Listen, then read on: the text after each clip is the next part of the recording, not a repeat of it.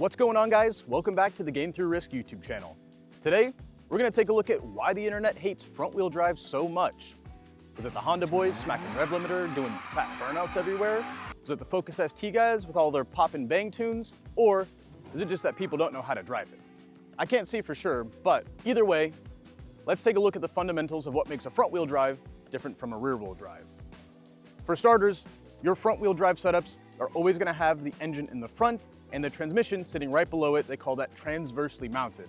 The transmission sits right underneath the engine just to make things a little bit more compact and a little bit easier for the drivetrain. Front-wheel drive, the simplest way to think about it is all the power is at the front two wheels and it's pulling the car along rather than pushing it from behind. And it makes for a front-biased weight distribution, meaning you're going to push a lot more in the corners, the rear end's going to be a little bit lighter, but it is going to make for more understeer characteristics since all of your weight is at the front pushing the car. So what does understeer mean exactly? Well, in simple terms, you turn the wheel, but the car doesn't change direction. That's understeer. On the other end of the spectrum for rear-wheel drive setups, you will most of the times have the engine in the front, transmission right behind it, and your driveline components behind that. Having the weight distributed further along the chassis is going to give for a more balanced setup. So things like understeer can happen, but is less likely. Oversteer is more possible, but that's also because in a rear-wheel drive setup, the power is being pushed.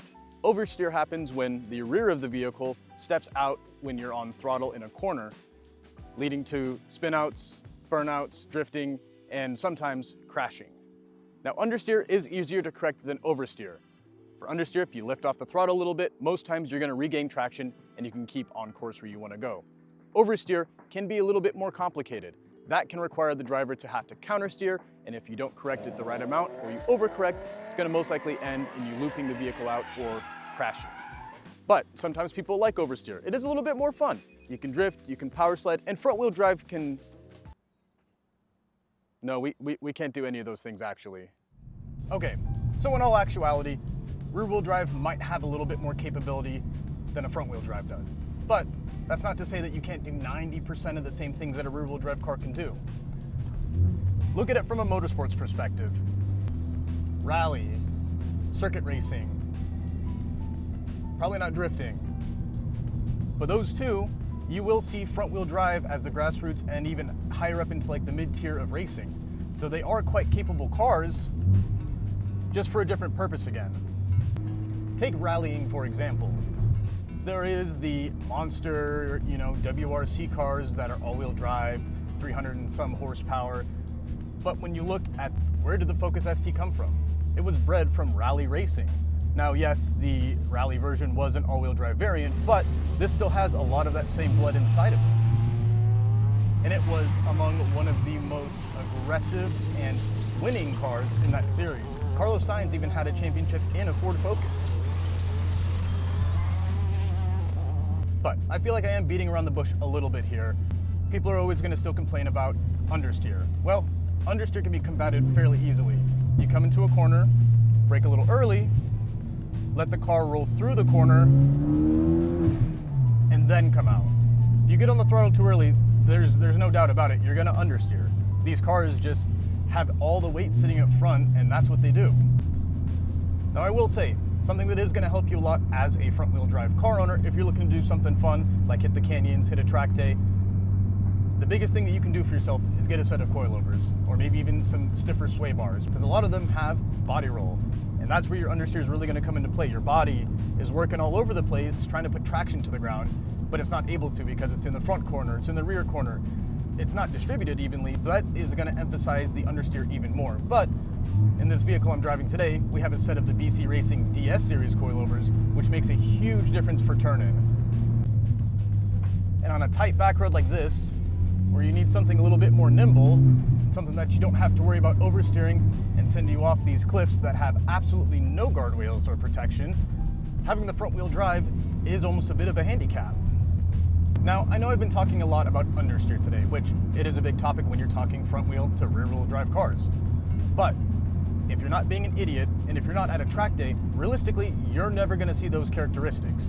That is something when you're on the limit, when the chassis has run out of grip, when your tires have run out of grip, and there's no other option left except for the car to understeer. In your day-to-day driving, you're not going to notice a difference. on your canyon days, you're not gonna notice a difference. It's only that 1% of people that are able to push the car to the absolute limits that you're going to see understeer. Now, there is one aspect that I have not talked about today, and I know it will get brought up because all the trolls in the comments that love their G80s, their Mark V Supras, all of these YouTube cars, and that is torque steer. It is one of the bigger things to worry about when you are in a car that makes over 250 horsepower, but you're gonna be a man? Are you gonna drive your car? Are you gonna learn how to drive around it? It's not that big of a deal. Now, for those of you that don't know what torque steer is, I'll break it down in layman terms. Essentially, in a front wheel drive car, the way everything is placed down there, you have two CVs, both that are slightly different lengths. Now what that causes is one CV is going to get a little bit more torque than the other one, hence causing torque steer, the torque of the engine causing your steering wheel to turn involuntarily. Now, companies have tried to correct this by putting LSDs in their cars, having torque vectoring, having all sorts of things to try to combat that, and it does help, but at the end of the day, if you learn how to drive these vehicles the way they're meant to be driven, you can drive around it. But what I'm trying to get at here is it doesn't matter what you drive. People have different tastes, people have different preferences, and they all will work well if you're willing to learn how to drive it. So, get out there, start driving, so you can enjoy some beautiful scenery like this. So at the end of the day, there's not really a right or a wrong choice. They're both great vehicles, both with their own unique characteristics. At the end of the day, it comes down to what you enjoy, what you can afford, and what you intend to do with the vehicle. So remember guys, like and subscribe, and let me know down in the comments below if you're a front wheel drive guy or a rear wheel drive guy. And if you guys have any ideas for future videos, let me know. But until then, we'll see you next time.